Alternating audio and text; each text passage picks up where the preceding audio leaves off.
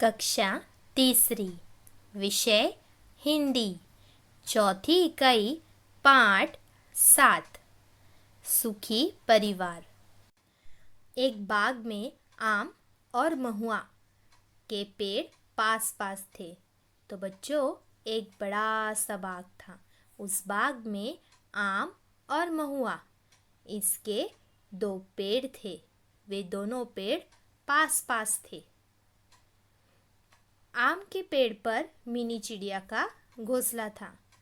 तो जो आम का पेड़ था, उस पेड़ पर जो मिनी चिड़िया है, उसका घोंसला था। उस घोंसले में 2 बच्चे थे। मिनी चिड़िया बाहर से भोजन लेकर आती और अपने दोनों बच्चों को खिलाती थी। तो मिनी चिड़िया क्या करती थी? बाहर जाती थी, भोजन लेके आती थी और अपने दोनों बच्चों को खिलाती थी। दोनों बच्चे चू चू करके बड़े प्रेम से खाते और घोंसले में आराम से खेलते सोते थे। तो ये दोनों बच्चे क्या करते थे? चू चू करते थे, बड़े प्रेम से खाते और घोंसले में जाकर आराम करते, खेलते, सोते थे। बड़ा मज़ा आता था उनको। वे सब बहुत सुखी थे। महुए के पेड़ पर चीनी चिड़िया का घोंसला था। अब जो दूसरा पेड़ है बच्चों, महुआ, उस पेड़ पर कौन सी चिड़िया का घोंसला था? चीनी चिड़िया का। उस घोंसले में चीनी के 4 बच्चे थे। अब इस चिड़िया को 4 बच्चे थे बच्चों।